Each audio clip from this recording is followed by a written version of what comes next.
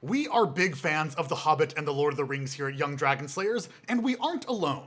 Many of the very first people working on Dungeons & Dragons loved Lord of the Rings, taking inspiration from the books as they crafted the rules and world of the game. Fun fact, D&D actually got in trouble with Tolkien for using the name Hobbit, Ent, and Balrog, and had to switch to calling them Halflings, Treants, and Balor. So that got us wondering, what would Tolkien's story have looked like in D&D? Could we use these classic tales to teach people how the game works? Let's find out together. In tabletop role-playing games, everyone plays as a fictional character that they create. These characters are represented on a character sheet, a piece of paper, or in our game, a digital document, with numbers, items, abilities, and more that represent who that character is and what they can do. In D&D, these character sheets are built from a character's background, what they did before the adventure starts, species, what kind of creature they are, and class, what roles they serve in the party, and what kind of abilities they have. Here's how we think the characters from The Hobbit would be made in D&D. Bilbo Baggins, the reluctant hero of the story, would be an inheritor halfling rogue with the thief archetype. Thorin Oakenshield, the dwarven leader whose family treasure was stolen, would be a noble mountain dwarf fighter with the champion martial archetype. Gandalf the Grey, the strange mage who would bring Bilbo to Thorin and his party to retrieve the gold, would be a sage Aasimar wizard of the School of Evocation. Bjorn, a man who becomes a bear to help them on their journey, would be a hermit human druid of the Circle of the Moon. Bard the Bowman, who landed the killing shot on the dragon Smaug, would be a soldier human ranger with the hunter archetype. A campaign of D&D is like a season of a TV show with recurring characters and long plot arcs. Each time the players sit down together, it's called a session, which is a bit like an episode. Typically, the first session of a campaign consists of the party meeting each other and embarking on some kind of quest. In the first session of The Hobbit, Gandalf, Thorin, and Thorin's band of dwarves gather at Bilbo's home, where Gandalf presents a map to Thorin's treasure, stolen by the dragon Smaug, and a key that will unlock a secret door to Smaug's lair. He proposes that Bilbo comes along with them to steal it back. After a great many antics and nearly sleeping through the quest, Bilbo agrees to join them and they ride off together. In D&D, everything outside of the characters is the purview of the Dungeon Master, or DM.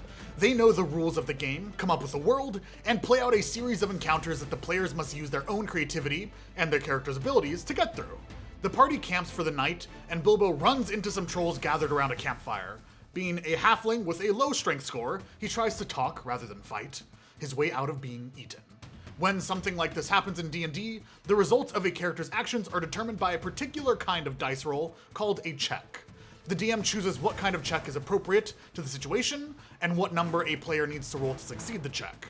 In this case, Bilbo rolls a persuasion check, fails, and proceeds to get him and his dwarf friends captured. Luckily, Gandalf comes to the rescue and uses magic, the prestidigitation spell, likely giving him advantage on a deception check, to make the trolls argue amongst themselves, stalling until the sun rises and the trolls turn to stone. The party escapes, but not before they loot the trolls' camp to get some cool swords. Though it's an important part of the game, D&D isn't just rolling dice. Part of playing a character is deciding how they would respond in certain situations and playing it out. When the party arrives in Rivendell, the elves treat them to a feast where they get some downtime to speak to one another. The players controlling the characters might describe how they respond to elven food, the songs they sing after their meal, or even have their dinner time conversations in character.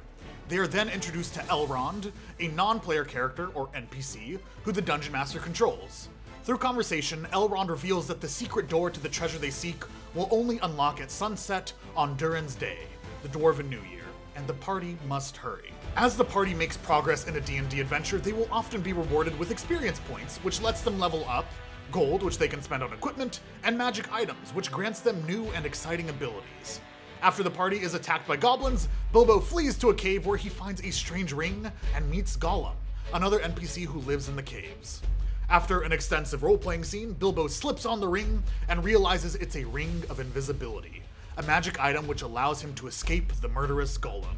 One of the biggest components of many D&D games is combat, in which the party, and sometimes some friends, fight against monsters or other enemies. These enemies are controlled by the Dungeon Master, who knows all the rules for enemy attacks, hit points, and more.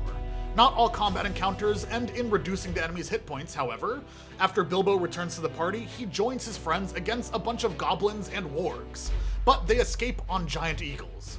After they flee, they meet Bjorn and take a long rest which restores their hit points. Soon they face another enemy, the giant spiders in the forest of Mirkwood. This is another combat encounter, but it's one that Bilbo ends handily. By putting on the magic ring that gives him invisibility, he succeeds on a stealth check to sneak up to the spiders. This is one thing that the rogue class is especially good at. Then he succeeds on an attack roll to hit the spiders with the sword he got from the troll's camp. Impressed by his little sword, he decides to name it Sting, which he promptly writes on his character sheet. Succeeding on stealth checks, hitting attack rolls, and taking down monsters is all awesome, but sometimes the dice don't do what you want, and you have to change your plans. This sounds frustrating, but it can actually be the most fun part of playing the game. When the party runs into some wood elf NPCs, they fail their persuasion checks and end up getting captured. The party then comes up with a clever plan. They hide themselves inside innocuous barrels and float down the river to the base of the mountain where the treasure and the dragon reside. Talk about a slick escape. Many times in D&D, the way to get what you want is blocked by some kind of puzzle to solve or knowledge to find.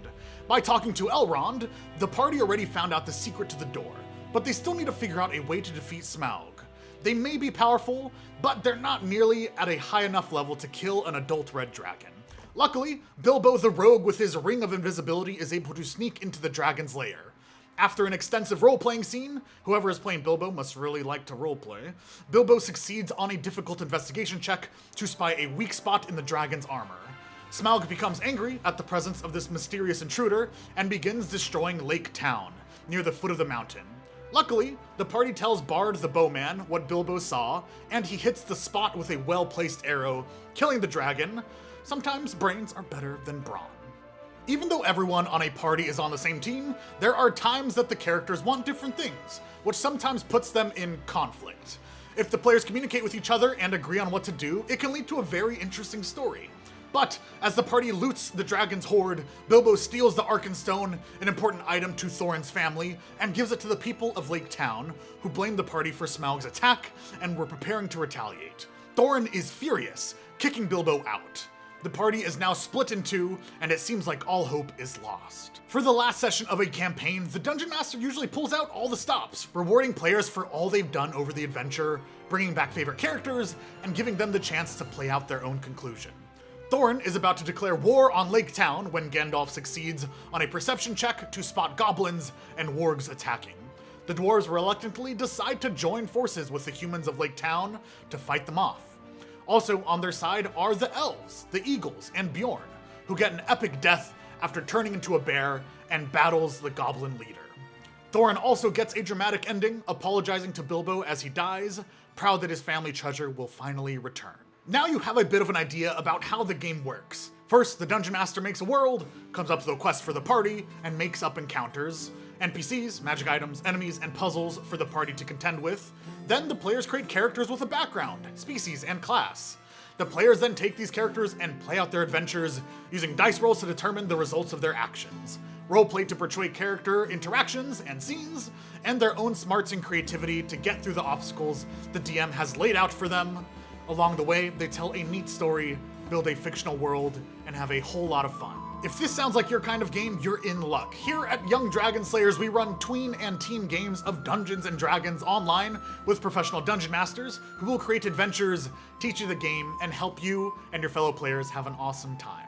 Thanks so much for watching, and happy playing.